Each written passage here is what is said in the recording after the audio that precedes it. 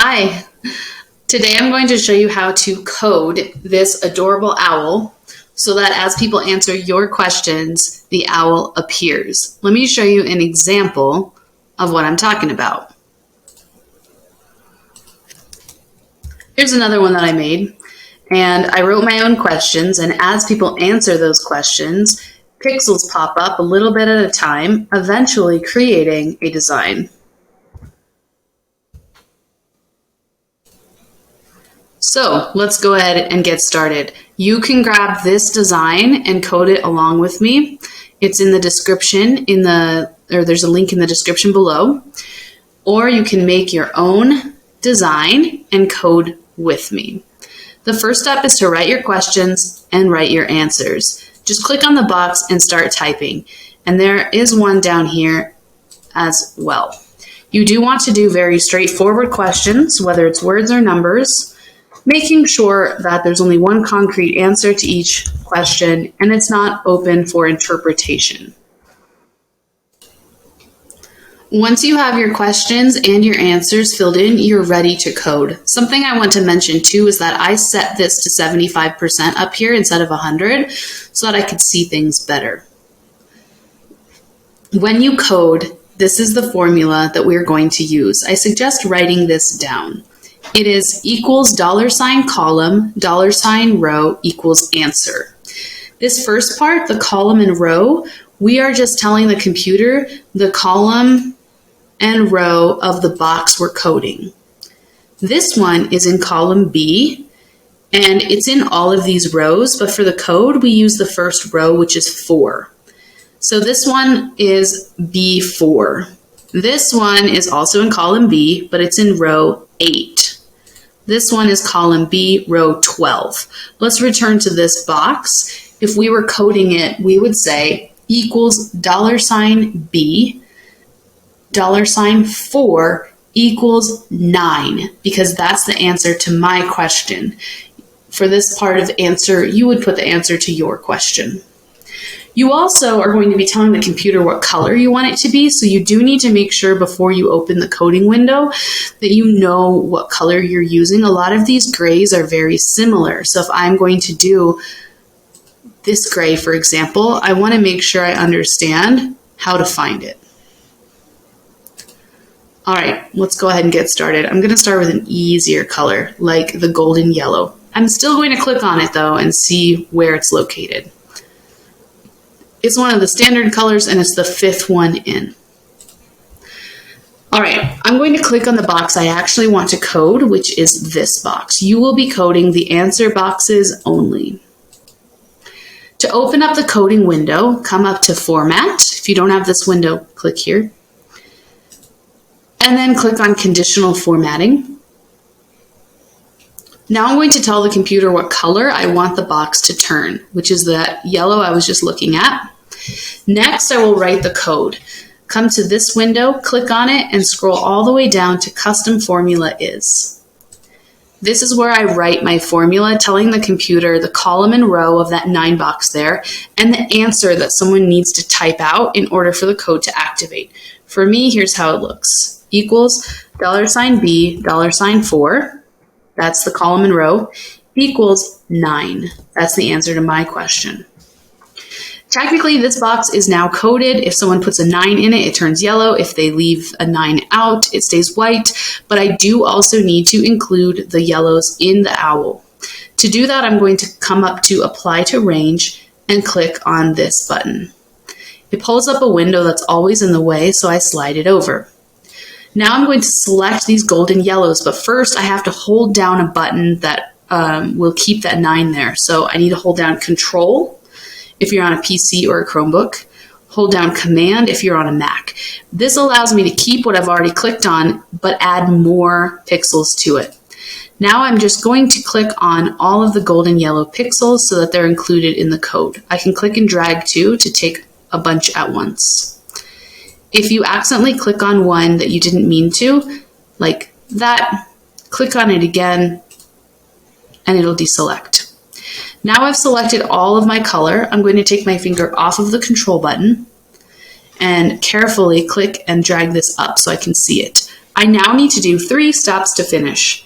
Click OK on the range, done on the code, and come up to the paint bucket and hit reset. This step is very important. If I don't reset it, then they'll stay yellow regardless of the code. Now I'm going to test it. Everything's selected right now, so just click off of it.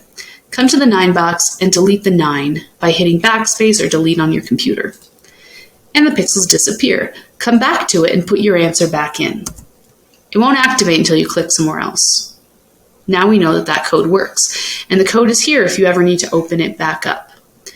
I'm not going to keep this yellow in here as I work because I don't want to get confused about what I've done and not done. I'm going to move on to another color now. This time I'm going to do this palest yellow, and I do want to click on it first to make sure I understand where I can find it. It's the second custom. But I want to make sure I come back and click on this box before I start the code. I don't want to code this box. I want to code this one. Come over to this window and click Add Another Rule. Now I'll follow the same steps. I'm going to tell the computer what color I want it to turn. Then I'll write my code telling the computer the column and row of that yellow box over there, and that I need someone to answer with the number 10. Equals $B, $8, equals, put whatever your answer is. That box is now coded, and I'm going to select the other light yellows to come along with it. Hold down Control or Command and click on all of the other pixels that you want to include with this code. I am doing all of them because there are exactly 10 colors and exactly 10 questions.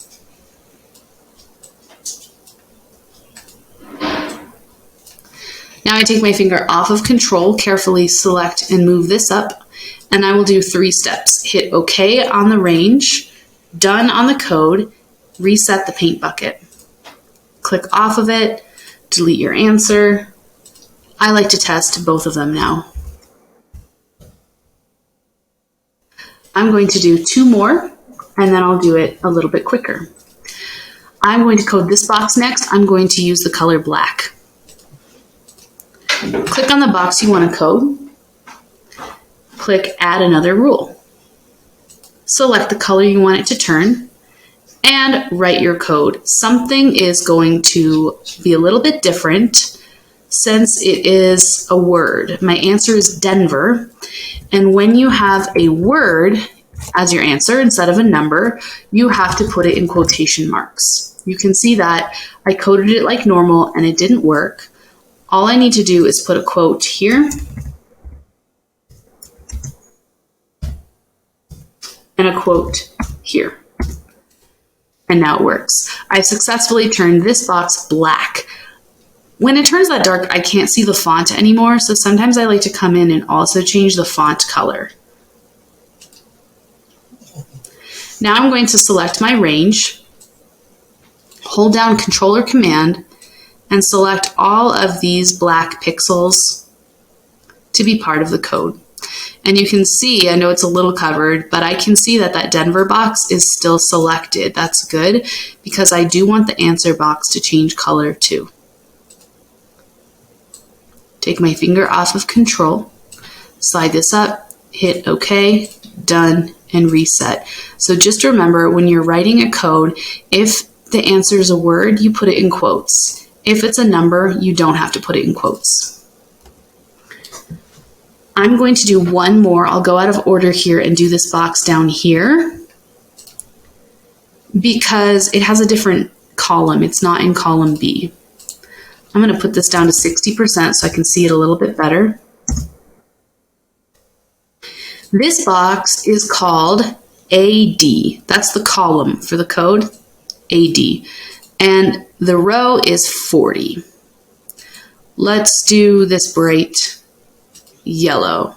You can see that I'm doing the easiest colors first. Since I closed my coding window, I'll open it by clicking Format, Conditional Formatting.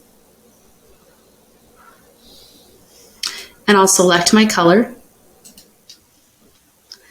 I will write my code equals $8 AD, that's the column that this box happens to be in.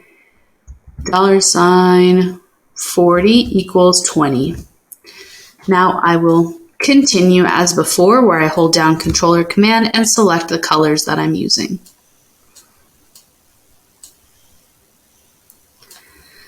After this, I am just going to code everything else one color at a time.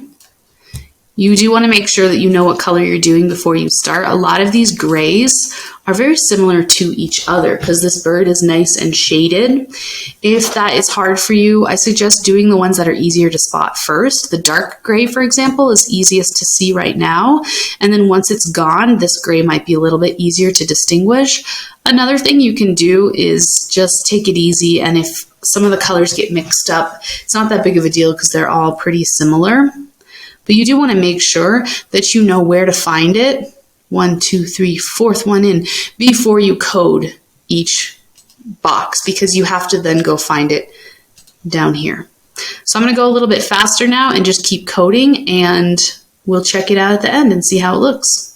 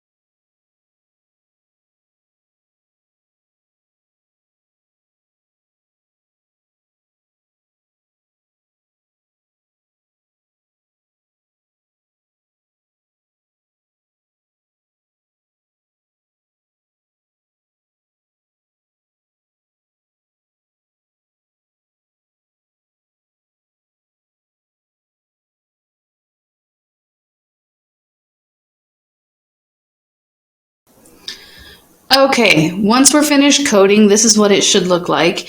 And you can see as I go through these and click on these boxes that the codes will pop up in that coding window over there on the right. That shows me that each answer box is in fact coded. And I can open these codes if I need to work on them or do anything with them. If you have any issues, click on this troubleshooting video. It's also just on my channel. It's called Common Mistakes with Pixel Art, and it can help you with any troubleshooting you want to do. I can close this coding window now. I'm going to hit the X, and let's test our pixel art and see how it turned out. When I was shading my grays, there were a couple pixels when I was shading, but I thought, I think that was supposed to be the lighter gray, and I made it the medium gray, and that's okay. It still looks like an owl, and it just changed it a teensy bit. So that's how we code our own pixel art. Click on the link in the description if you want to get this owl, and I also have a set of 20 that includes the snowman, Santa, and a whole bunch of other winter designs.